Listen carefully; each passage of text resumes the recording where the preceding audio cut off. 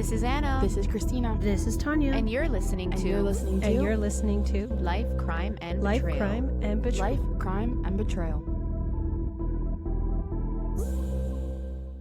Hey everyone! Welcome to Series 3, Episode 1. We still don't know where Anna's taking us. So Anna, drum roll, what country? Go! So today... Wow, that was very sultry and sexy, eh? So today...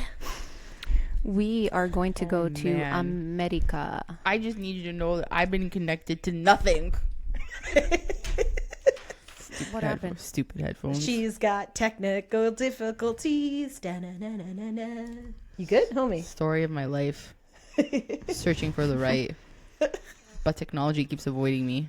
Well, she's taking us to America.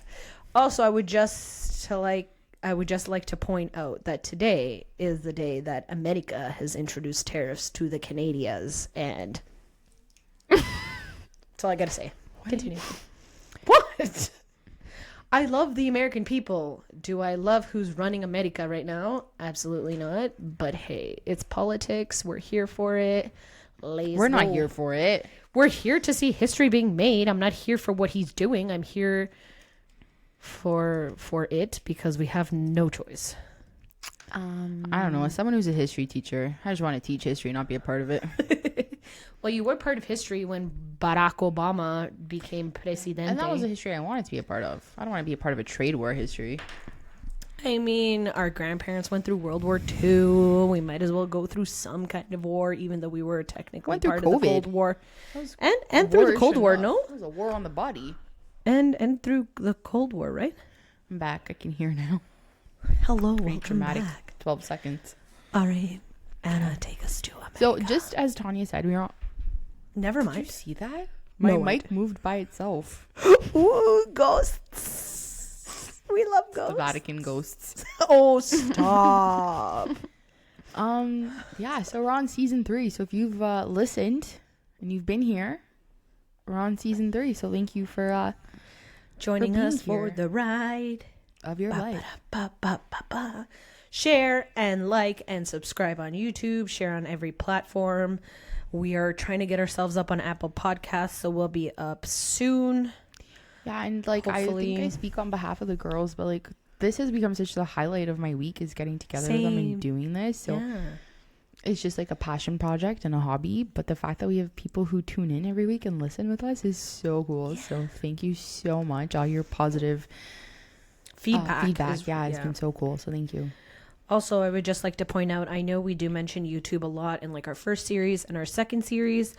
So what we've decided is that for YouTube, we're going to upload the entire series all at once. Spotify and other podcast channels will be uploaded weekly. And our off the cuts are strictly going to be YouTube exclusive. So that's just a little, I guess, housekeeping. Just to let our viewers know, we would love to do the extra work and upload weekly, but unfortunately, this hasn't become our permanent job yet, so that's what we're doing for now. Now, let's take it away, Anna. No, I think we were doing weekly YouTube, right? Because we did off the cut, and we already posted the second one. On Spotify. We're uploading monthly to YouTube. No, pretty sure you uploaded. Okay, well, we might be uploading weekly. I think the plans have changed. So tune in to any channel that you listen to. I am trying my best to be the technological manager here, but I also have multiple. Tanya's our sound engineer. We probably couldn't do any of this without her. That's true. Well, we couldn't do social media without you, and we couldn't do research without you. So each of us thankfully have our own roles, and it's been working out smoothly so far. Can't complain. I feel like such a hypocrite. I like did a whole lesson with my students about social media is bad. And here we are. Here I am. Like bad when you're addicted. Well, you're Hannah Montana. You live two lives, you know? You get That the is best true. of both worlds. All right. Now let's actually get to the bare bones and the topic. Woo! Okay. So like I said, we are going to America, and I have pre-chosen. Probably the only way we could go now. I ain't coming till you take off the tariffs. I have pre-chosen 4 cases, and the ladies are a little bit blind on the cases and where I'm going with them, as we do for every series. Yeah. But before I let you know the first case I picked, quick, because this relates to the first case. Do you think that humans are just too trusting in general? Yes. Yes. Yes, absolutely. Why? 100%. I feel like there's a part of humanity that does believe that humanity is in it for the good. And here I am just because we talked about religion in our last episode. But those especially who are heavily based within religion are taught to like trust humanity, if that makes sense. And here's my like example: online dating. Like there's so much faith in online dating, and there's like this always backup, like, oh my goodness, like, yeah, it's bad. Follow me, or like this is where I'm going, or whatever. Like you trust humanity enough that this person won't like slice your throat, wrap you up in a fucking rug, and like toss you to the fishes. But there's also that like uncertainty that you're like, shit, what if I do get my throat sliced and wrapped up in a rug and tossed to the fishes, you know? I just think there's so many things that I do on a daily basis. Like, okay, yesterday I stopped at the gas station and I left my keys in the car and I went inside to pay. And that was because I simply couldn't find my keys. I have a push to start car, so never know where the location of my keys are. And the whole time I'm there, I'm like peeking out the window, making sure my car's still there. But in my head, I'm like, no one's going to steal my car. But actually, the gas station is probably the very first place they would come steal your car. I think you have trust because there's cameras. Maybe, or I'm just stupid. No, I feel like if there's enough surveillance, you have like this sense of security, you know, because I feel like if this gas station was like in a corner in the middle of buttfuck nowhere, you know, you wouldn't just leave your keys there, right? Yeah. Yeah, no, that's a good point. But I do think in a generalized form, we as humans are too trusting. I mean, even absolutely, yeah, the fact that we have people delivering our food, delivering our groceries, we're telling strangers where we live, what apartment, what number to call. There's just so many things that I'm like, we're just a little too trusting. Doesn't that just go against like everything you've ever learned as a child? Yeah. Yeah. Like, I don't know. Don't get into a stranger's car. Don't give out personal information. And like on a daily basis, I'm inputting my information into a website. Here's my credit card. Here's my phone number. Here's my address. I'm getting into Ubers. I'm accepting meals from Uber drivers. But here's the thing though. Everything is traceable, and I feel like that's what gives us our sense of security, because if we're taking an Uber from like our house to somewhere, you know who's the driver, what the license plate is, blah blah blah. Uber has come out with like Uber Teen, where the adult will order the ride for the teenager and they'll still have that information, right? So there's like that sense of security. And like even with like Uber Eats, you still get the name of the person, you still get the license plate. I don't know how the other delivery systems work because I don't use Skip the Dishes or DoorDash. But I think also too, like, and it's such a bad headspace to be in, but like if it's gonna happen, it's gonna happen. If someone's gonna take my credit card and charge $1,000, they're gonna do it. Like, what am I, you know? Yeah, but then you have the bank statement, and then the bank can then do their checks. Like, if there's surveillance, we're comfortable enough. If it's traceable, we're comfortable enough. I don't know. Like, my students would probably tell you that I don't trust them. So, because I'm trying to, like, combat ChatGPT, my students are not allowed to take any of their homework home. They can't write an essay, a paragraph, nothing at home, because then they're going to go home and they're going to just insert my assignment into ChatGPT, and I'm going to read a robot-written essay. So, it's like...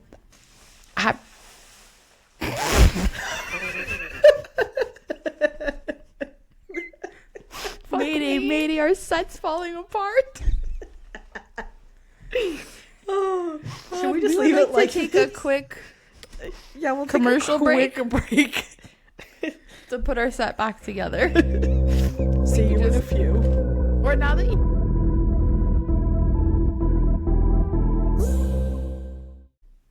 Welcome back. Our backdrop fell.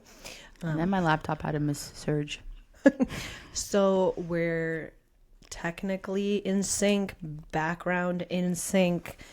Friendship, not so much. Wow. All right, let's not spill The beans. the deets. That's for Christina right here. Well, they can't see you. You got to point to the actual camera. Okay. Very rude. All right, let's get started. Where are we going? Okay, so the reason I had asked that fundamental question, are humans too trusting, is because it correlates, I think, very well to the person I have chosen to do our first case on. So, are you ladies ready?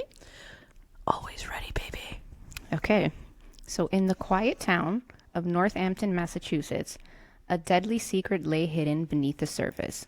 A secret that would take years to uncover and reveal the terrifying truth about a trusted nurse.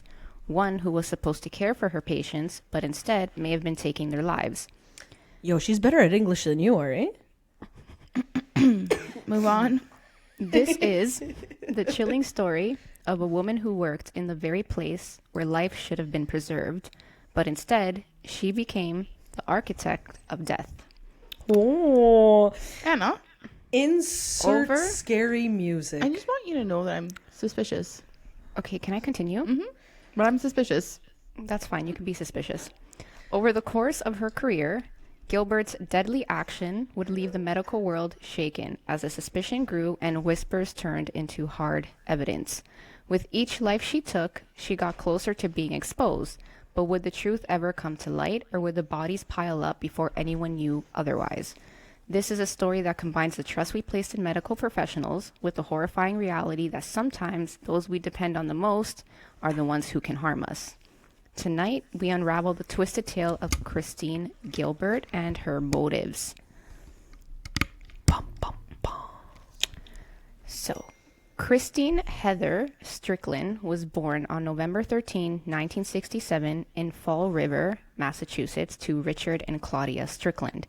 As the eldest of their two daughters, Kristen grew up in a household where her father worked as an electronics executive and her mother was a homemaker who also taught part-time. Pause. What the hell's an electronic executive? I don't know. I was thinking about that too. Would it be like Best Buy or remember like Future Shop? Like, like would that be considered an electronic executive or more like Sony, Bose? I was thinking more like a corporate thing. Yeah, that's what I was thinking too. Because it sounds pretty like high up. Is a business leader who specializes in the field of electronics, overseeing the strategy, development, and operations related to electronic products. Okay. So someone who's like really techie. Isn't that just IT? Shout out to my IT, Peter. All right. Okay, so from an early age, Christine's behavior began to raise concerns among those around her. As she entered her teenage years, friends and family noticed disturbing traits in her personality, most notably a tendency to lie and manipulate others. These behaviors weren't just isolated incidents, they became patterns, with Kristen repeatedly faking suicide attempts as a means of seeking attention and controlling those in her life. She was described as being an oddball, and many ex-boyfriends said she had a tendency to lie and fabricate stories. Court records even revealed that she had made violent threats towards other peers and boyfriends from a young age, adding to the complexity of her behavior. One of the lies when I was doing my research that she used to do was she used to say that she was related to Elizabeth Borden? Lizzie Borden? Yes. Yeah. And Who's Lizzie Borden? She was accused, but I think was ultimately acquitted of killing her mother and stepfather, I think, with an axe, if I'm not mistaken. She had like a reason to know. That I don't know, Lizzie actually. Borden took an axe, gave her father, was it 40 whacks? I was like, oh. Yes. Yeah. Whoa, there's like an actual nursery rhyme on this chick? Yeah. Yeah, Lizzie Borden took an axe, gave her mother 40 whacks. When she saw what she had done, she gave her father 41. Oh, no, yes, I've before. heard that. We've jumped rope to that. Wild. Yeah. So she used to tell people that So they she was were... related to her? Yeah. She told a That's lot like of not people something that. you should be proud of. I know. Yo, she was a creepy motherfucker. Mm-hmm. Lizzie Borden. Read a whole play on her when I was in university. Interesting. Mm-hmm. However, she was also described as a really gifted student. She was super intelligent. And you know what? She was also part of the math club, and she excelled in school. Here we go. There we go. Oh, I'll keep my opinions to myself. What'd she say? She keep her opinions to herself. So Christine graduated from Groton Dunstable Regional High School in Groton, Massachusetts, but her struggles continued when she moved on to higher education. In 1986, she enrolled in Bridgewater State College, and during her time in school, Christine exhibited disturbing and increasingly erratic pattern of behavior, regularly making violent threats directed at both herself and others. These threats were not isolated, but part of a troubling series of alarming outbursts that raised concerns among her peers and faculty. After one particularly dramatic and staged suicide episode, the college administration, deeply concerned for her well-being but also the safety of other students, mandated that Kristen seek professional psychiatric treatment to address the underlying causes of her behavior. What year was this again? I will tell you. When she was in school or when she was born?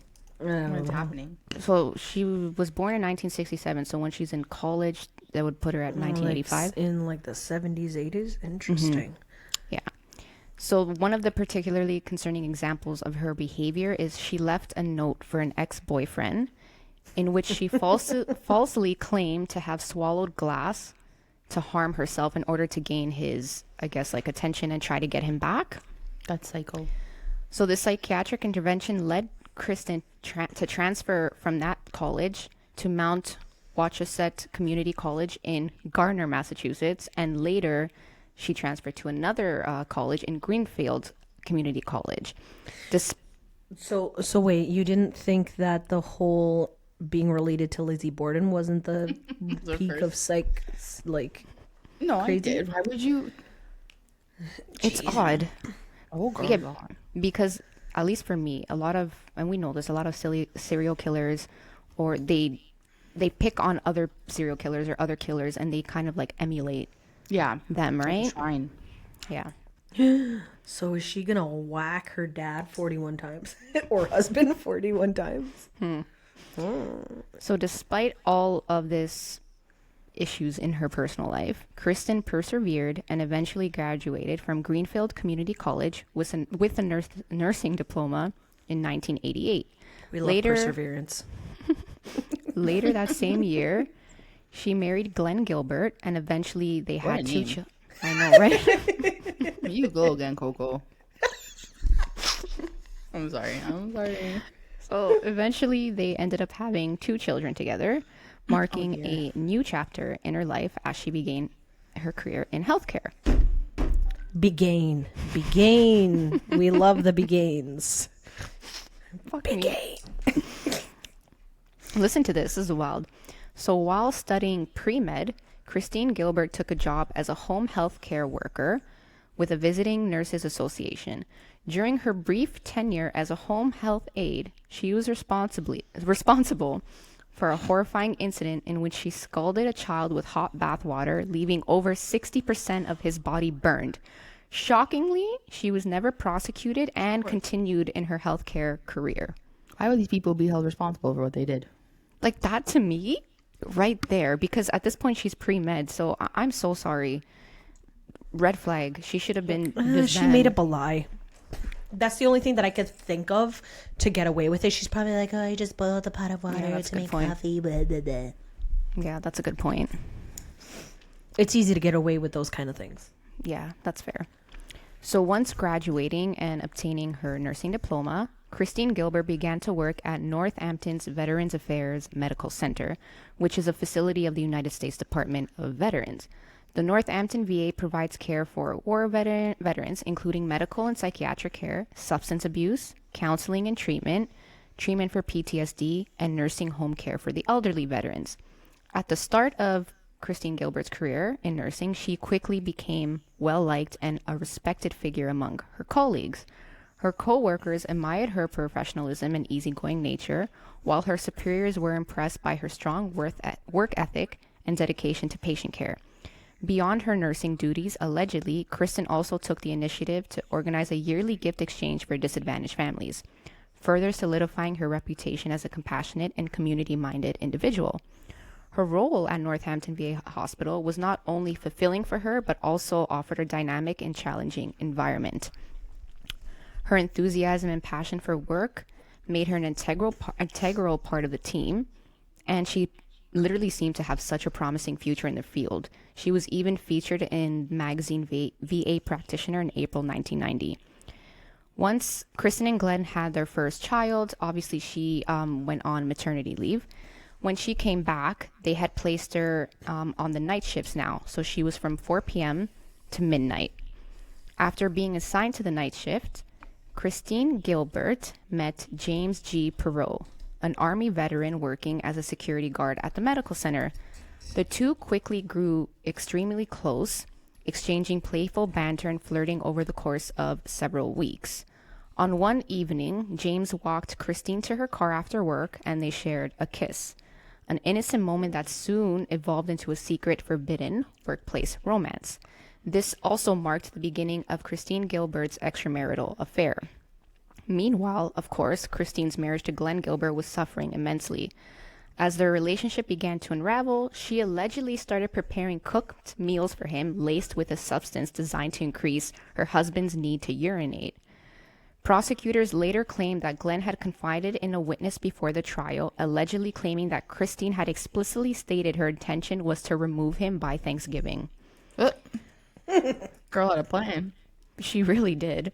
Soon after, Glenn Gilbert began experiencing a range of unsettling symptoms. So his health was rapidly declining, and he was rushed to the emergency room by Kristen.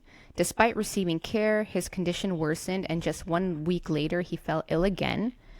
During this period, Christine reportedly attempted to poison him while he was being treated at a local civilian hospital. She then allegedly requested to take a blood sample from Glenn herself at the hospital, with plans to later test it at the very hospital where she was employed at, which is super suspicious, and let me explain to you why. I think she because she was a nurse. Yeah, she tampered with it. Yeah. Correct. So she didn't want them to test his blood and see that she was actually poisoning him with different substances, because obviously it's going on for an extended period of time. So that way she can keep the evidence to herself. So sure, she could just like draw blood from a patient and swap it. How would you ever know? Correct. Especially because it's taking place in the 60s. No, or 80s. In the 80s. 90s. 80s? Mm-hmm. Okay. And based off of our previous crime stories, at that time, it wasn't like hardcore tech. Yeah, that's what I'm thinking. There's no way you would be able to at that time. Yeah, I got in trouble by my husband during the Ken and Barbie podcast for shitting on a tech in the police force, and he's like, you know, it was like that, so you can't talk shit. And I'm like, just let me be. I love you, honey. It is true, though. I guess Me sometimes too. I love we you, don't. dear. We can't say his I'm name. so sorry. Love you, boo boo. It's okay. Shout out to my husband. So during one particularly chilling incident, allegedly, Christine filled a syringe with clear liquid, telling her husband that it was simply saline solution. However, as soon as she inserted the needle, Glenn claimed that he had felt an alarming cold sensation spreading through his arm. And apparently he said through the courts, when he tried to pull away, Christine allegedly pinned him against the wall with her hip, further escalating the situation. Yo, how thin was Glenn Coco that I was just thinking that. Yeah, because she's a tiny woman. Glenn Coco going through it. Do we have a picture of her? Hold on. Yeah. Let's pull it up on the main screen. What's her name? Christine Gilbert. But pictures don't do her justice, because everyone described her as being very attractive. Like, very. Yeah. Oh, I mean, hold on. Let's pull her up on the main screen. This one? Yeah, that's when she's in prison, so you know how people fall through when they're in prison. Hold on. All right. Is that black and white photo like her before? Yes, I think so. This one? Yeah, that's when she was younger. Okay. Well, viewers, I'm about to share my screen to show you what Miss Kristen Gilbert looked like. And a 1, and a 2, and a 1, 2, 3. Woohoo. that is what Miss Kristen Gilbert looked like. Yeah, correct. She was pretty. She was pretty. Yeah, but then this picture doesn't do her justice. Yikes. Okay, well, back to the story. So Glenn survived everything, but the event left him deeply shaken, obviously. And at this point, he's super suspicious about his wife's motives. Not long after he was released from hospital, Christine made the decision to leave her husband and children, choosing instead to begin a relationship with James G. Perot. The night shift at this point was also seeing a lot of unusual events taking place. All of a sudden, it seemed the deaths were increasing, especially since Christine Gilbert had been placed at the night shift. During her shifts, the number of deaths skyrocketed, nearly tripling compared to the previous year. I think I've heard this story before. We'll see. She injects her husband with windshield washer fluid or some sort of like... She said saline, but yeah. I've heard this story before. That's why he felt, as Anna said, a chill. It was probably the defrosting kind. Well, I think I've heard this story on medical. So there's another podcast that I listen to called Medical Murders. It was on Parcast before, and Spotify bought Parcast. And like, I would just sit and work and like listen to these medical murders. So now that you're telling me this, it's like ringing like a little bell. Cause I remember that there was this nurse in the States that, gave her husband like windshield washer fluid. And I think this sounds like it is it. Is it? You're right. We'll see. At first, her co-workers failed to notice any connection with all these deaths that were occurring, and with each new incident, they praised Gilbert for her composure and calm demeanor in the face of the tragedy. Eventually, her colleagues jokingly dubbed her the Angel of Death. Yes, it is! It is her! Sorry. She was one of my favorite ones that I listened to because she got away with a lot. Yes. Not knowing at this point, so they dubbed her Angel of Death because all these deaths were occurring in her presence. However, not knowing at this point that there's probably more truth to those words. Yeah. Although, so creepy. It's super creepy. It's like that. It's like we have a nurse that committed murders in Woodstock. Yes, we do. Yeah. It's just kind of like the same thing. So although the majority of nurses did not suspect that Gilbert was directly responsible for the deaths in her care, a few nurses seemed to be suspicious pretty early on and began to take a more cautious approach with her. They started to observe her behavior more closely and carefully monitor the supply of drugs that could potentially induce cardiac arrest. Insulin. She was using insulin because insulin is not traceable. It's very hard to trace unless you like actually look for it. Oh, look at me. Okay, so if she now, like, my question is why? Like, I get trying to kill Glenn Coco because you wanted your marriage, which even though again I don't understand because you wanted your marriage, divorce the dude. But why the innocent patients? Like, what's her motive? So I will get to that because I have my own opinion. I'm sure Tanya does too because she's heard this story before. So, and then we will get to that.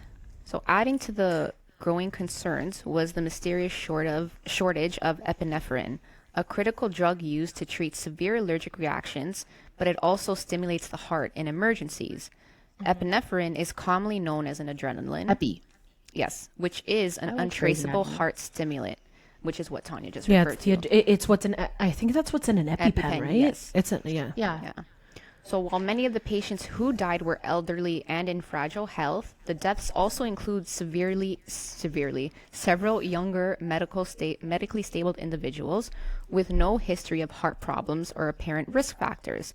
This unusual pattern of deaths and the drug shortage raised significant alarm among those who began to question the circumstances surrounding her care.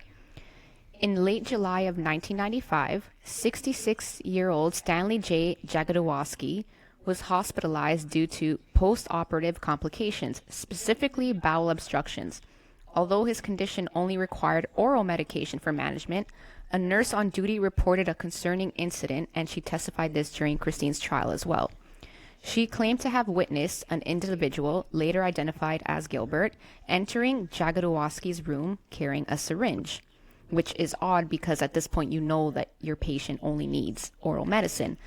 The nurse further stated that shortly after Gilbert's presence, she heard the patient cry out in agony. Gilbert was said to have exited the room shortly afterward, and later that evening, Stanley Jagodowski tragically passed away from cardiac arrest. The sequence of events, of course, raised suspicions surrounding the circumstance of his death, and apparently they had found a couple of empty or almost empty bottles of epinephrine in his room.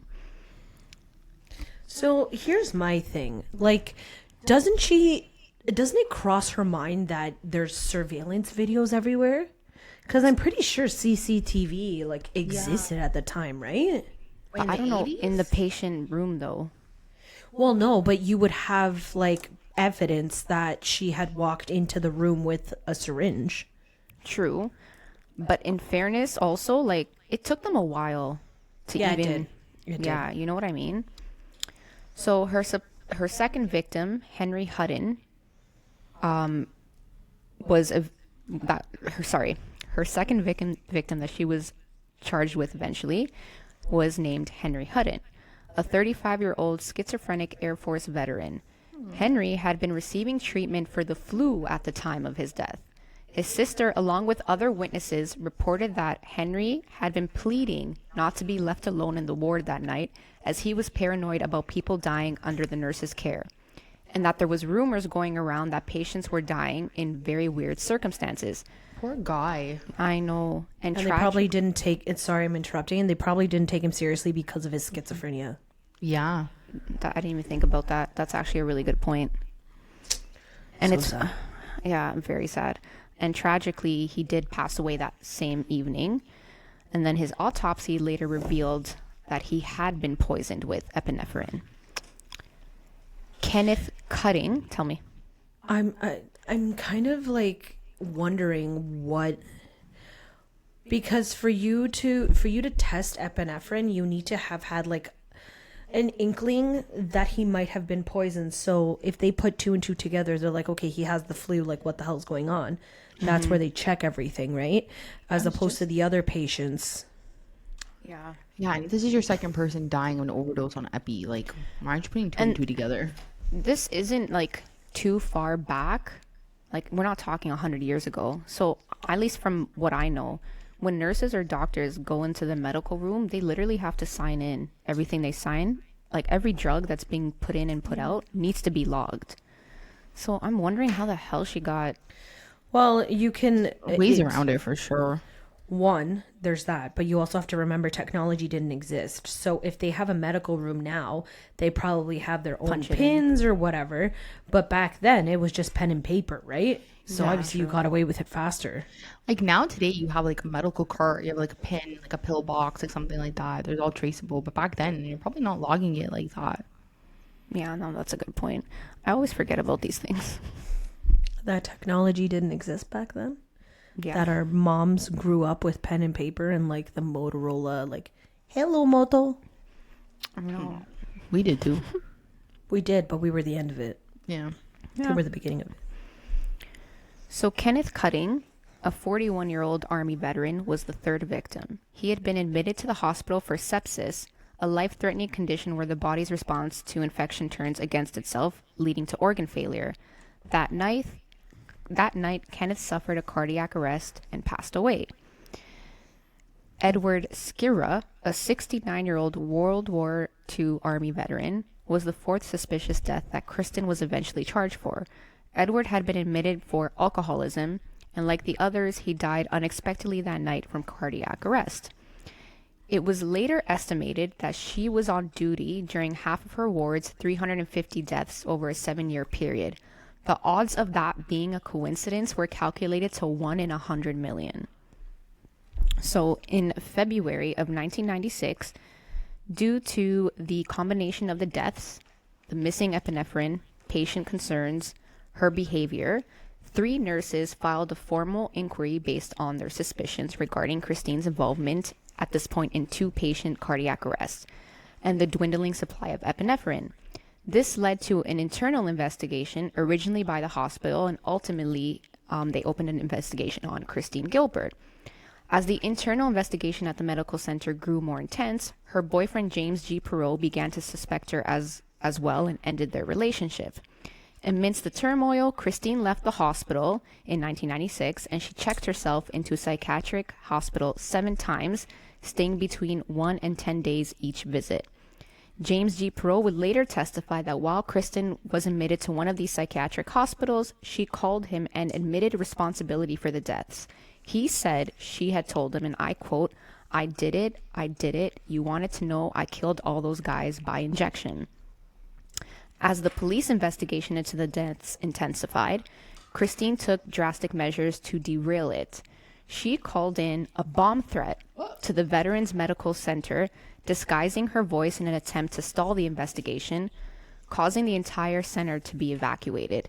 Now, in my head, when I was reading that, I was like, can you imagine all these poor little old sick people, all these veterans that had to literally up themselves because of a bogus bomb threat? That's insane. She had like the balls to commit these murders. And then I wouldn't say the balls because cojones are pretty sensitive. I would say like a nice little vagine, you know? She has the guts. But does she to do this? I know. Probably. She does if we're talking about her. Yeah. Point taken.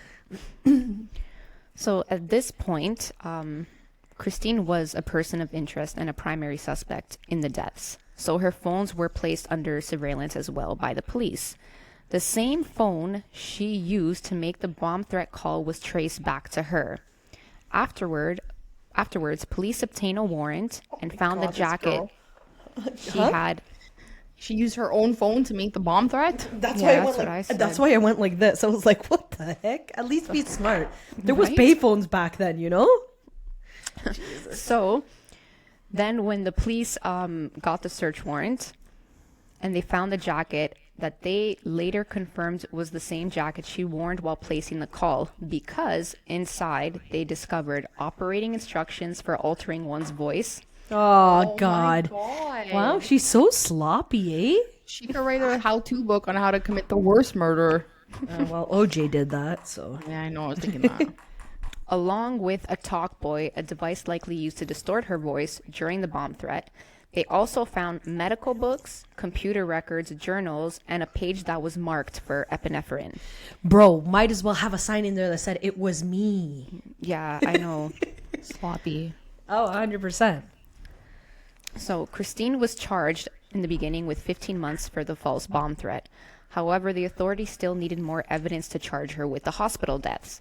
So at this point, then, the investigators exhumed the bodies of the 4 men I had mentioned earlier. Toxicology reports show that all the bodies had epinephrine in their tissue, even though none of the patients had been prescribed the drug. They finally had, at this point, enough evidence to arrest her for homicide and bring her into trial. What then was the motive behind Christine Gilbert's actions? Why would you say she felt the rush? If it's that sloppy, she got off on the fact that she was like, yeah, I got control of your life. Die, motherfucker. Yeah, see, I think that's one of them too. I also think she had like a god complex. Mm-hmm. Yeah. Right? Yeah, like most doctors do. You don't. So thanks to the podcast, the Medical Murders podcast, and I think it's very old, so I don't think they've continued it, but they do mention that one of the oaths that you take as a medical professional is don't play at God. So you are not in charge of the life of someone, right? And I think that's where the whole, and me veering off topic, and that's where the whole euthanasia thing comes in play. Because if you make that oath as a medical professional and then you go and do a euthanasia, that's technically like going against what you've like dedicated your whole life to. Yeah, that makes sense. I didn't even know that they had to do that, but yeah, it would Well, make thanks sense. to the podcast, you should read it. It's called Medical Murders. That's part of HIPAA. Yeah. So, Christina, you had asked earlier before I continue what her motive was. So after reading all that, do you have an opinion on the motive? I think tracing back to the fact that you said she had some sort of like obsession with Lizzie Borden, maybe there was a correlation with her wanting to feel like Lizzie Borden, like be famous on that end. I don't know. Like, clearly she has like an obsession with. Well, Lizzie Borden wasn't a serial killer because she only killed her mom and her dad. But why is she so famous though? I know why Lizzie Borden, because she killed her dad with 40 whack. And she was acquitted for the murder. I think that's why she rises in such fame. Because she wasn't held for it. I never actually like researched really anything about Lizzie Borden, but I'm curious. I might do that. I trace it back. I actually don't understand what her motive is. Like, yeah, I understand the God complex, but these are VAs. So these are people that have fought for your country. So, like, that's adding, like, an extra layer of malice to the situation now. Because these are truly innocent, good, working, hard people. Yeah. And that's just cruel. Especially in the setting of a hospital where you're going to get better. The one about the schizo who was afraid to go to bed because he knew that she was there is heartbreaking. Yeah, but that's why I had asked you guys the question earlier, right? If we're too trusting as humans sometimes, because we do put our lives in other people's hands literally like every day. So going off of the Lizzie Borden complex thing, I think you're right, because Lizzie Borden was famous for the fact that she killed her dad and her stepmom with an axe and got acquitted for it. So she thinks that, oh, if I inject them with epinephrine, I'm going to get away with it, because no one had tested for that drug until it is untraceable. So through the trial and from the information I gathered, some of the stuff that I was listening to, the prosecutors basically concluded that her motive was twofold. So first, she would inject her patients with epinephrine to induce a heart attack, and like I was saying before, allowing her to swoop in and play the role of a hero, although almost as though, like I said, a God complex. However, obviously a lot of these patients didn't make it, but even just the way people were describing her, the way her colleagues were describing her, is like when these situations would happen, she was very composed. She was trying to do the best for all these patients. So she was also gaining that attention. And when I said earlier, a lot of people were saying that she was doing a lot of shit to gain attention. Yeah, right? Like, probably harder than once. Well, she was dubbed the Angel of Death, right? Correct. She also just seems like someone who's not pleased with what they have. Like, she had Glenn Coco, he wasn't good, so then I moved on to John Joe over there. Now she has this great job. It's not good enough. Let me murder the people at my job. I think it also has something to do with the university thing, like rejecting her, and she had to get like her degree a different way. So I think because she thinks she was less, like, she was not valid to go to university, she had to like prove something. Yeah. Because she wasn't good for university, so she wanted to be like the best nurse ever. Because, sorry, I'm interrupting, but I remember you saying at the beginning that she was like in a magazine because she did all these donations and blah, blah, blah. So she's kind of like, I wasn't good for university. I had to do my thing a different way. So stick it because I'm the best nurse ever. Do we know anything about her home life? Like, was she had like a bad dad, a bad brother, a bad male figure in her life? Because these are all male victims. Yeah, no, it didn't say anything that, she had a troubling past. It literally just, everything that they were saying about her background and her growing, her childhood and everything like that was literally, she was a happy child until she hit in her teenage years. And then people just said that she kind of shifted. Yeah, see, then that's weird because I can understand. Like, I feel like with all these serial killers, there's a notorious background that, they had bad relationships with their moms, bad relationships with their dads. Like when we did the gardener, Bruce. I'm blanking on his name. What's his name? Robert Bruce? Picton? No, Bruce. Bruce McArthur? Bruce McArthur, right? There was a sense of like homophobia from his dad, and then all his victims were of the LGBTQ plus community. So with her, it's like all your victims are male and VAs. So like, what's your beef with the male VA community? Elizabeth Gilbert has said that she had spent too much time with the boys and men in her teenage years and wished she had focused more on herself. She also said that she didn't listen to advice when she was younger. So she grew up in in a small family Christmas tree farm in Connecticut. She attended, all this other shit. Nope, wrong Gilbert. My bad. Also, you said that she was a nurse, right? Is there a part of her that maybe wanted to be a doctor and also playing the role of a doctor? Because nurses, I understand, like, can give out medicine. You can't prescribe medicine. So does she want to, like, act like a doctor? It's Christine Gilbert. I think you're searching Lizzie Gilbert by accident. Kristen Gilbert? Yeah. That's why I got the wrong one. My bad. Kristen Heather Gilbert, teenage years. Yeah. Let me see. But VA hospital patients. So she was a veteran nurse. Yes, correct. So that's why all of them were male. It's just because those were her victims. That's just who's there. I don't think she had like a specific thing. Yeah, no, I don't think that she had like a specific thing to. That's interesting, eh? It is because there wasn't really any red flags on her early childhood or anything. Yeah, no. Like that. So it's a very peculiar case.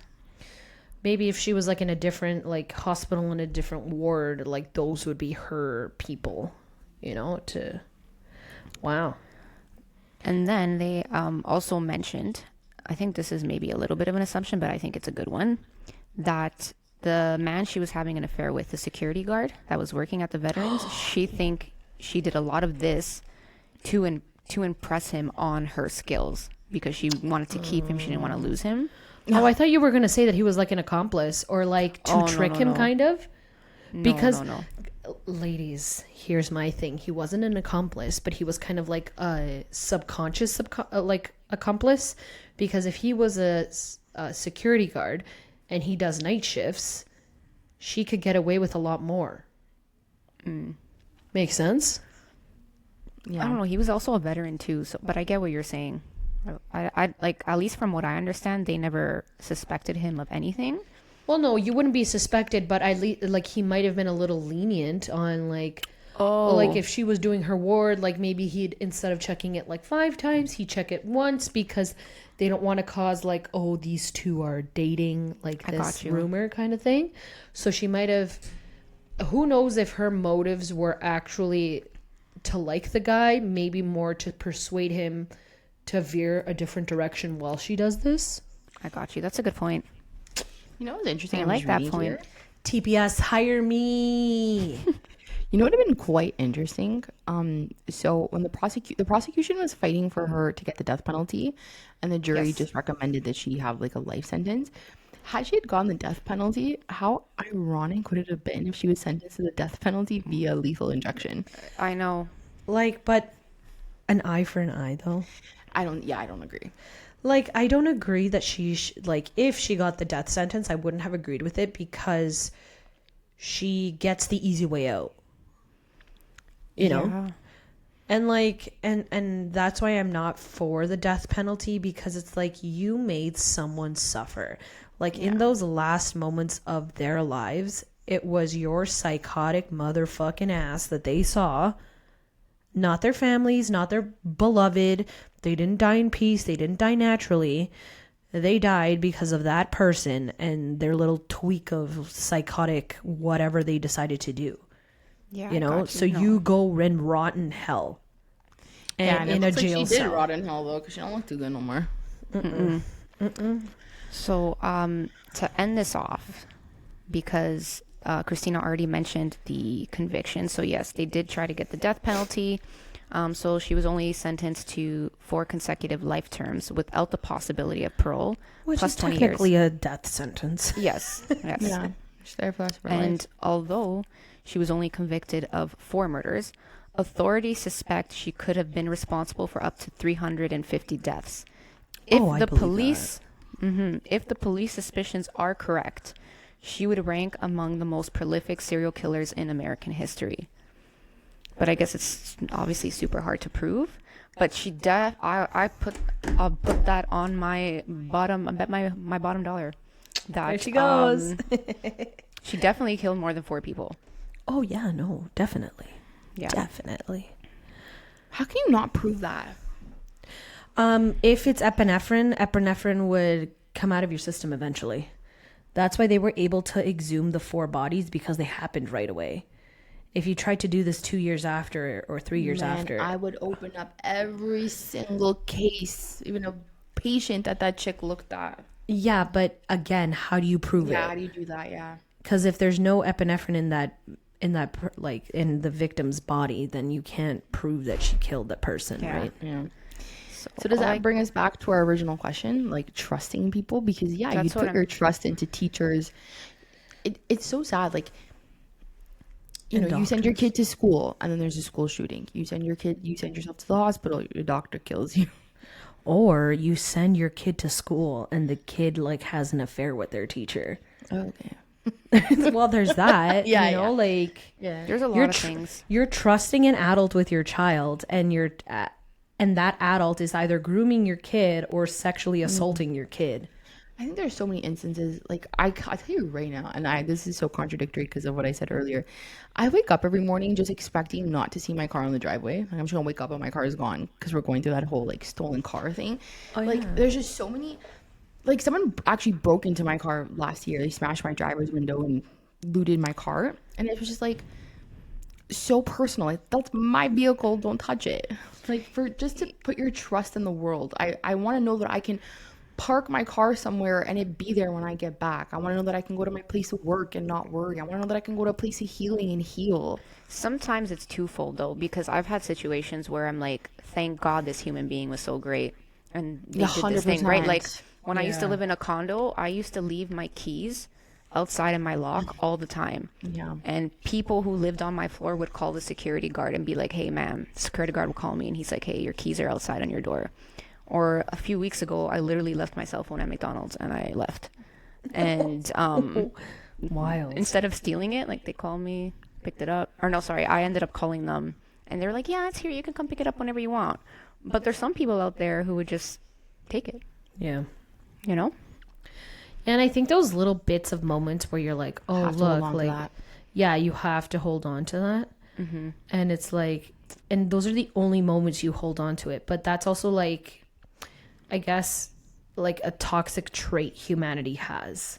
Like, no matter how bad the world is, you got this handful of good, and that's all you want is just a handful of good, you know? You know what the problem is? There are some days, and I feel like today's one of them, considering what's happened on a political climate level, where I just feel like there's so much more bad than there is good. Yeah, but okay. And this is where my husband, like, turned my point of view on this. Sure, what Mr. Trump is doing isn't the best, but this gives us as Canadians, as our political system, as our, like, the produce industry, however, like, our industry, to expand further. Because we're so used to depending on the U.S., like the United States, to do a lot of things for us that we don't venture into the European Union. We don't venture like so far and do a lot of trades with other countries because the U.S. is our neighbor. Mm-hmm. And like, unfortunately, we get...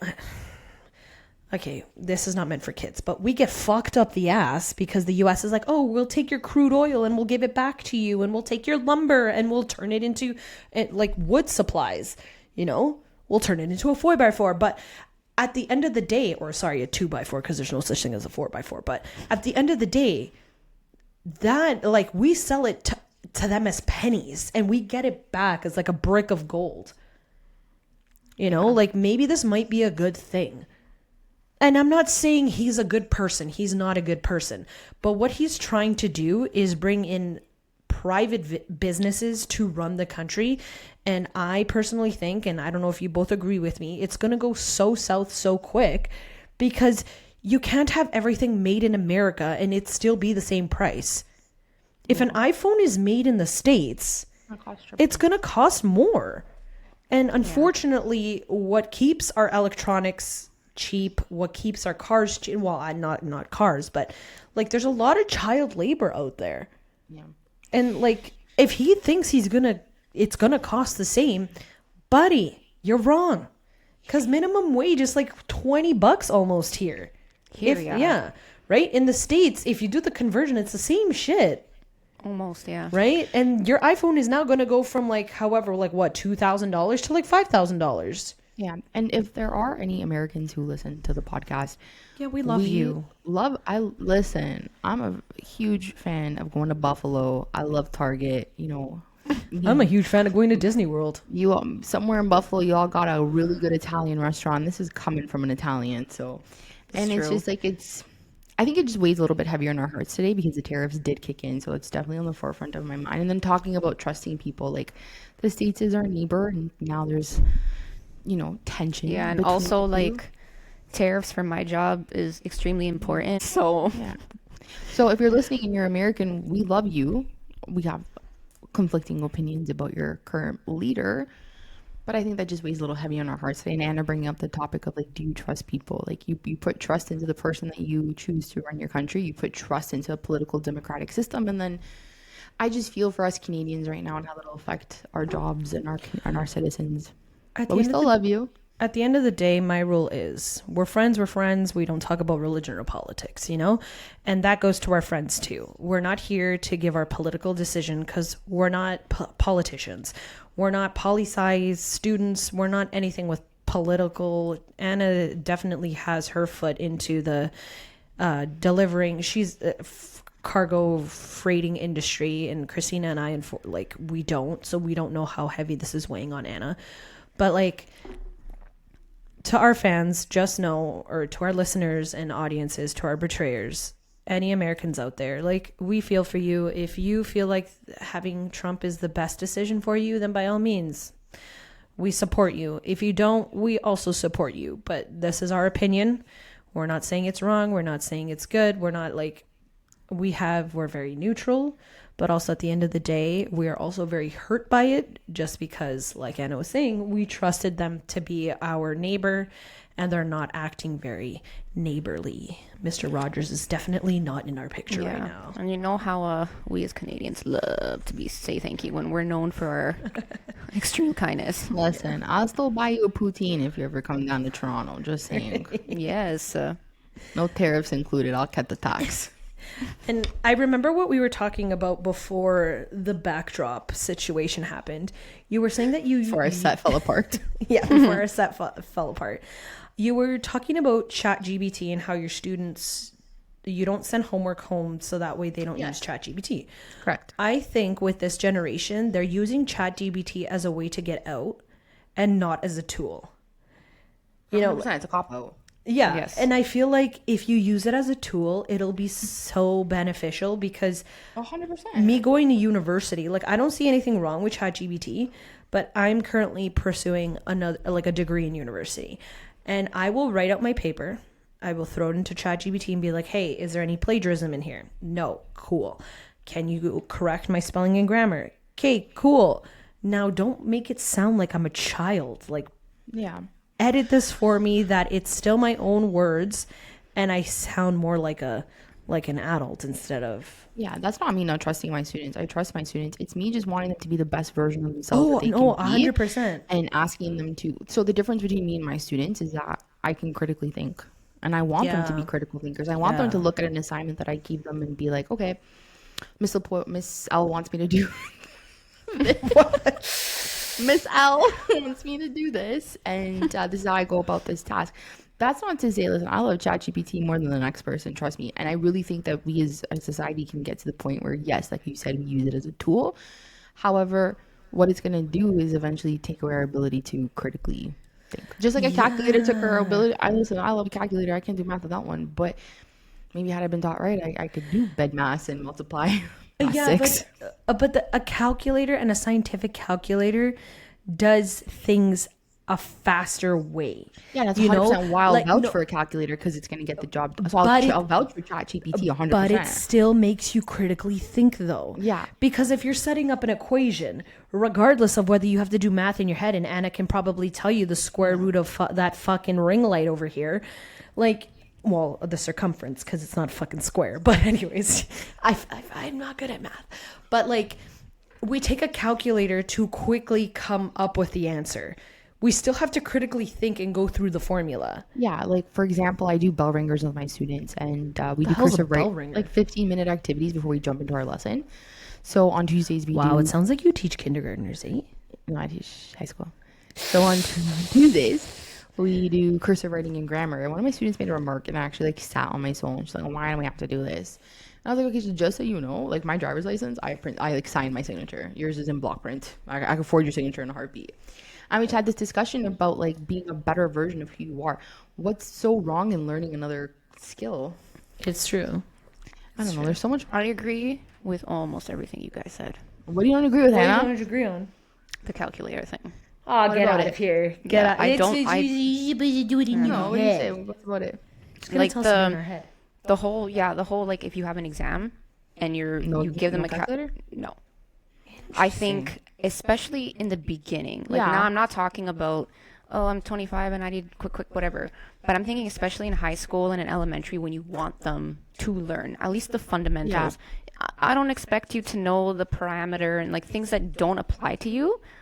Maybe not, but multiplication, addition, 100%. subtraction. There's always going to be a part of me. I know we make joke of it because I am an English teacher, but there's always a part of me that is indefinitely sad that I can't do math because being good at math would make me just more skilled than I already am. Yeah, like if you were. I'm not sad that I can't do quick math. No, because like I'm thinking like Yeah, I wish I knew. I can there's multiply certain by things. 6. There's certain things that I don't know. You go to a store and the guy's like, "Oh, okay, your bill is 1,700. And I'm gonna charge you 15%, whatever." Yeah. And in your mind, you're like, "Okay," and he goes, "Okay, 15% is $700." And you're like, oh, "Okay." Yeah. No, that's when you just pull out your calculator and do 15% of 1,700. Yeah, you bring a calculator in your purse or No, but it's on your phone. Hey, But that's what I'm Chiquita. saying. Why don't? But let's Why say your can't you phone's do it? dead or your phone. Yeah, 15. Like it's not hard. There's certain things that I'm Yeah, like. but see, the guy won't do the math in his head. It'd be the computer. As someone who was a Costco cashier for a very long time, when I was on cash, and someone would be like, "Oh, if I give you like 50 cents, you." Oh yeah, I would $18." trust. I'm I like, would "No, so. in the machine." Now, I would sometimes I'd be like, here, man, if you were making that much of an effort to tell me that if you give me $2, you're gonna get a $5 bill, absolutely. Just I'm take definitely it. not going to balance at the end of the night, but here, thank you. Chiquita. Are you talking about like let's say Yeah, here we go. their thing is 1850, And they right? give me 50 cents. I give them $19. And they give you 20, but they give you $20.50. You already lost me, but yeah. No, because you they get don't want $2 change. back. Yeah, Yeah, because no, they I don't want can't do change. See, I could do that math. Like, if you tell me to add and subtract, by all means, I'll quickly do it in my head.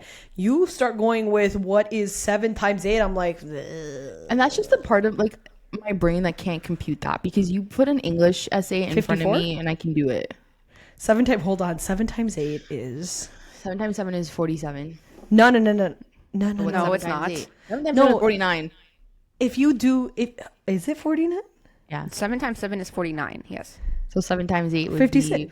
That's what I said. It was 56. No, you didn't. You I said 60 something or 50. No, I said 50, either 56 or 54.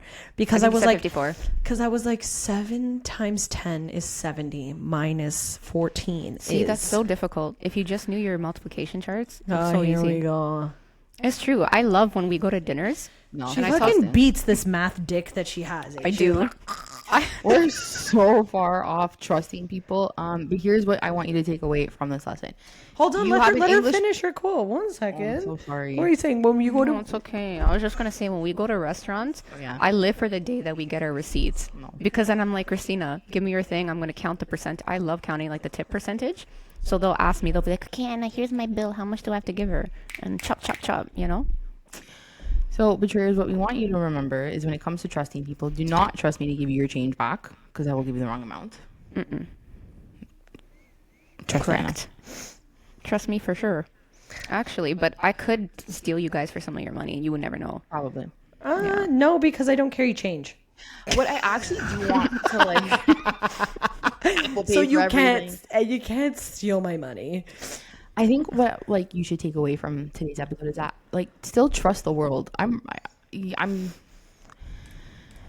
should still trust people and trust the universe and trust humanity. I don't want us to live in a world where that doesn't exist anymore. But we are already living in a world where we don't trust people, you know? Like, Definitely honestly, the only people I trust are the people in my inner circle. And the people in my inner circle are the people that I've known for years. Years. And my husband. My husband, I think, is the one that has been in my life the least, but I trust him the most. Of course. Right? Of course, And as like, it should be. yeah. And like you guys I've known since like 2001. You know, like I trust you guys. I met my best friend in 2010. Like, Who? not 2010, Taylor in 2013. I met Taylor in 2013. But like the people that you should trust, just don't trust them off the bat. And I'm being very hypocritical because again, online dating is like the it thing. But like No, I think you're right. I think you need to don't be so open, and it's okay to be a little bit not suspicious. I don't know what the word I'm looking for is. Be suspicious. I think find a good balance, because if you're always so on edge and you don't trust people, like you're but just is not that gonna, wrong like, though? You know how my parents met? My dad bought my mom a drink. Would you accept a drink from a guy at a bar today? No. No. But had my mom not accepted that drink, I wouldn't be here right now. You know what's funny? The way, not that my parents are still together, so it probably doesn't work, but the way my parents met, or how my parents started going out, was they were on a TTC bus, and my dad just randomly sat beside her and was just like chit-chatting her. But if someone sits next to me on the train today, I'm like, well, it's 1,000 seats. It's tomorrow. Okay, sorry. I don't know what a TTC bus is in Italy, but The metro? The metro. The metro. That's what I'm saying. Find a good balance, because if you only ever live your life thinking you can't trust a single soul, and there's been reason to, right? Like, Ladies, my mom, my parents met at a high school dance. My dad asked her to dance. I don't know. It's weird because I remember. I think I was on the phone with you, and I was leaving the gym. Yes, and this guy just weird. randomly started talking to me, and he's like, "Hey." He's like, "I just wanted to let you know you're beautiful. Can I get your number?" And I literally, like, I went in my car, and he followed me to my car, and he's like, "Can you roll down your window?" I literally rolled it like this much. And I was on the phone with her the whole time. I was shitting my pants. Yeah, he's like, "Oh, can I just get your number?" Blah blah blah blah. And I was like, maybe he was just trying to be nice. Yeah. But That's I found it. Though. Yeah. But your heightened senses might have prevented you from actually getting stabbed, rolled into a carpet, and fed to the fish. Yeah, but the fact that you even think that, like, we're so now as a group on our Life 365, whatever the app is called, Life 360. Life 360. Life 360, we have our family group, and it's like, okay, so Tanya got home, she's okay, Tanya's here, Christina went here. And it's just like, I should be able to, like, you go on a date, right? On a date, and my friends are tracking me, and it's just like, I've had the most innocent encounter I could have ever had in my life. I was on a plane to South America, and I was doing this by myself. I know, a white chick going to South America, to visit my family. Yes. And some cute ass guy, Hispanic guy, sits next to me. Love. Oh yeah, my teenage heart was like, oh, or my young adult heart was like, oh my God, this is serendipity. And I was coloring, and he's like, oh, what are you coloring? Blah, blah, blah. So he tried to speak English in his little choppy way. And I was like, no, I speak Spanish. So then we started coloring together. He sat in the wrong seat. So his seat next to me wasn't supposed to be the seat he was sitting in. Oh, yeah. And the guy that comes into the seat was seeing us like chit chat, and because I had, like, you know, those adult stress books, so it was like a villain Disney one, so I was coloring like Mufasa, like Scar or whatever, and he saw us and he's like, oh no, don't worry about it. Where were you sitting? I'll sit there. And I was like, holy shit, this is like the most innocent. Nice. Yeah, but like looking back on it, I'm like, bro, I shared so much information with this man that I shouldn't have. Yeah, I think that's like beautiful in a way. No, it is. It is nice because there's some people on a plane. Yeah, that, bro, don't touch their seat, eh? yeah. God forbid. Like, I've been on a plane. I don't know which family member it happened to me, but they had a kid, so they were like, "Oh, can we get the front?" I don't know what happened, and this person was like, "No," and I was like, "But you're by yourself. She's a family with a baby. She's asking you kindly, like, can I just?" Or I don't remember what it was. But sometimes people pay for those seats, though. Yeah, when I paid for my extra legroom seat, sorry, I'm not giving that up. Yeah. I paid for that seat. I paid extra money for it. Regular seats, I don't think you pay for. Like the ones where the TV's at the front. You know what I'm talking about? But some seats that if you want a specific seat in a specific section, you pay for advanced seating. We paid for our seats to Spain. You know what? I think I'm different because I would have been like, yeah. No, I paid for it. See, I would, if I didn't pay for it 100%, I would have been like, yeah, sure, no problem.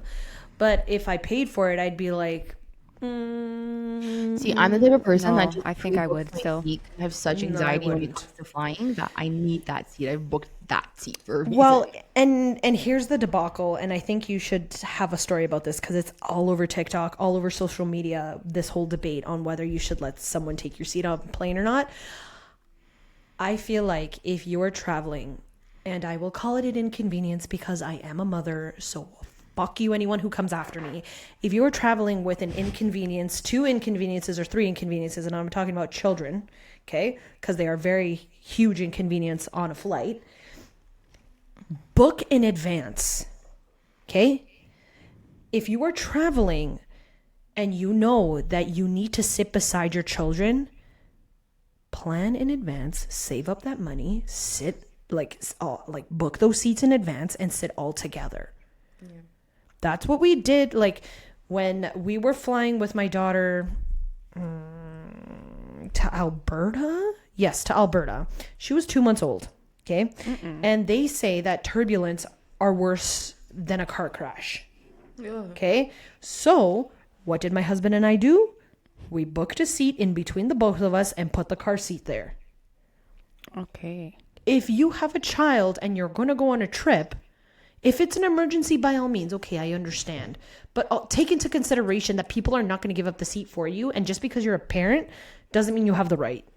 Anna's like, no, you're a bitch. No, I don't think that. But I feel like people can come at me, but I'm a mother. Yeah, you know, when I flew to Europe, I went on a Europe trip with my parents, and I looked at my mom and I said, just so you know, when you book the flights, if the extra legroom seats are booked, we're flying out a different day. So I had a really bad back injury, so sitting in that seat was like very crucial for me. Yeah, no, 100%. So I get it. No, like if you, but also like be a good human too. Like it's such a complicated. See, but to me, it's okay if you have a specific reason. It's different. Yeah. But if I'm like, when we went, I don't know, when you had that back injury, we went somewhere, and you were like, can we book? Yeah, and you were like, can we book? Like, I know you have to spend a little more money, but are you okay? Blah, blah, blah. If somebody came to me, I was sitting in, I don't technically need. You would have moved? Right? I would have moved. Yeah, okay, I spent another $50-$60. But if someone's in dire need, I'll move. And that's beautiful because that makes you a really good person. Yeah. I don't know, we veered so off track from I know. here, but yeah, but we're talking about trust in people, you know?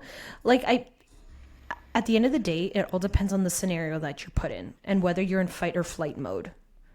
That's what I'm gathering from all the conversations we're getting at, because it's like if I'm in a fight mode, like that human being that opened up oh, open up your window a little bit so I can exchange numbers, buddy. I wouldn't even open up the window. I'd be like, move. Yeah. Move, because I'm gonna run over your toes. But at some point, you were taught not to trust that. Like at some point, like, oh, my parents met in the 90s. At some point in the 90s, it was okay to accept a drink from a random stranger at a bar. Yeah, today if I'm at a bar and someone buys me a drink, I'm gonna toss it over my shoulder. Yeah. But at some point, we lost that because that's a beautiful thing. My dad thought my mom was cute, bought her a drink. Now we meet someone off Tinder, and we're sending our addresses and our locations to our friends. I was not allowed to walk home anymore after Holly Jones, whatever her name was, died because someone kidnapped her on her way home from school. Well, remember when we went clubbing? Yeah. Like, when someone came up to you in a setting, like when we were growing up, you still went to the washroom in pairs. If you were clubbing, you were dancing in front of the person you were going clubbing with. And if the guy behind you came up, like, we grew up in an era where guys came up behind you and grinded on you without consent, and we thought that was okay. And you know, that time I was seeing that. That's true. I was like, during the time I was talking to that guy and I almost got off the subway with him, like he was the weird firefighter guy, and we were on the subway and I almost got off the stop with him. I would never do that today. 2:00 in the morning, getting off the first subway stop to go be with a guy. Well, yeah, but you have to, okay. In the 90s, they accepted drinks. Yeah. Like out of random. We accepted someone grinding up on us without consent. And if you wanted to be pulled away, like if you didn't want to dance with the person because they weren't your type, you were pulled away. You gave like a face signal to your friend to be pulled away, you know? Yeah. It's not like you turn around and you're like, I didn't consent to this.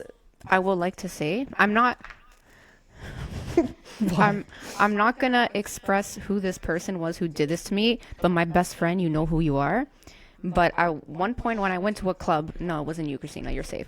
Went to a club and she was interested in a guy and she wanted me to entertain his best friend.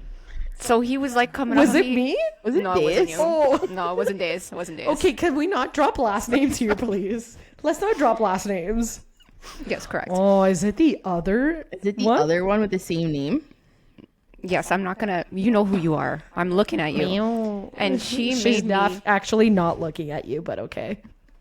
But she made me entertain this best friend. I don't know what beer he drank, but his breath tasted like the beer, and I had to make out with him so that she could have fun with her boy. That's a real friend, eh? Oh my god. Oh yeah. And I just think like it's sad. You should be like, I want, so March break's coming up for me next week, and I spent a better part of my weekend searching up like solo trips to Cuba. And screw you, travel agencies, because it shouldn't cost me $1,700 to go to Cuba for 3 days. But I was like, you know, like do a solo trip, find myself, eat, pray, love, and besides the astronomical your eat, praying, love in March break with the tariffs going up, you might as well eat, pray, love in like Vancouver or something. No, but eat, pray, love on my fucking couch. Long story short, I'm not taking a solo trip. A, because the prices, I'd have to take out like a mortgage, and two, I just don't know how to even broach that topic to my mom. Hey, I'm gonna go away for a week. I'm going by myself. Dude, you're 30. No, it's just like the safety factor of it. Like trapped. I'm gonna be on the next Taken 4 movie. Oh my god, don't say that. Because yeah, you know, I should be able to go and travel. Not because I'm 30. My age is. Why did you disclose my age? Giving youthful vibes, first of all. I'm 29. Sorry, I'm 30. She's 30 this weekend. But not because it was just like like I think back, so we went to Spain last summer, and like me and Anna walked to the Ramblas, and we walked down this alleyway every night to and from. I don't think I could walk the Ramblas by myself. No. It's just like it's a safety fact, but I should be able to do that. I get scared from rocking my car door to my You know, speaking of trips, and you know, we've just gone on a tangent now. So viewers, you can listen, you can't listen. I don't give a shit. I love you though. Speaking of trips, like the shit we did when we went to Vegas, Anna. Like, here we go. I'm sorry. Oh. The shit you did. I just want to let the record show that my friends went to Vegas in May, and I turned 21 in July, and they couldn't wait a freaking month. Because the tickets were cheaper. I'm sorry. Actually, it's 2 months. Cheaper. Actually, 3 months to get your fucking math straight. Because we literally left the day after someone's birthday. Yeah. It was stupid because... But the shit you helped us do, though, like... Anna was always like that. Hey, can you entertain that person while I go off with that person? I could have been that friend too, but it was also expensive to go during your birthday. So sorry, I was born when I was born. Too bad. Yeah, apology accepted. But no, like thinking about that trip, like the amount of stuff like that we did willingly, just like the group of girls, that if like. Walking the strip at night, like I know it's like well lit and everything, but you had a lot of people coming up to you with like stripper pictures and all this other stuff, and like we were like no thank you. And a lot of people, now that I look back on it, took advantage of our innocence. And like you could tell, like, oh, we're 21 in America, we're legal, you know, like you could tell. Yeah I look at some of the pictures we took. Oh, I'm telling you, I don't know the way I used to dress, man. The way I used to dress, I would look better in fucking PJs. It's a different time, man. Dude, what I'm trying like, and we used to wear like, I used to wear like dresses that showed my cleavage up to like Timbuktu with like a really short skirt. I know, like, I'll still do that today. Eh? And it's like, you were so innocent and we trusted the world so hard that like, now that we're doing this podcast, now that you listen to like true crime stories, it's like, shit, that could have been me. I honestly don't know where I fall on the spectrum, because I'm like, I want to believe that the world is a beautiful place. And then I'm the same person that's like putting carbineers on my satchel so that no one can unzip my bag when I'm in Europe. So I don't know where I fall on the spectrum. So I guess the moral of this episode is basically stay in your house, stay locked, don't come out. Like, where you go with that? Stay in your bubble. Yeah. 6 feet apart, COVID bubble. These stairs, though, we're not going to afford to leave the house soon. Oh, I'll give you a trick, for Ubers, if you live in like a complex, send your food to someone else's door. Yeah, that's better. And then pick it up. Wow, hey, sorry, you're weird. Sorry, my Swiss chalet got delivered. Do you mind if I just take it back? Sorry. Yeah, what's yours is mine. Yikes. Oh, wow. Well, thank you for coming on this journey with us and hearing us go on a tangent. But I guess I don't know what I leave you off with. To trust or not to trust, to be or not to be. I don't have an answer this week. I think my takeaway from all of this is that, you know, trust your flight or flight or fight response because your gut is always right. If you feel like it isn't a situation you want to be in, then go. What the problem with that advice is, Tanya? I constantly want to fight. Then square up, bro. No, I constantly want to run away. All right, betrayers. Bye, Love you amigos. lots. Bye. Bye.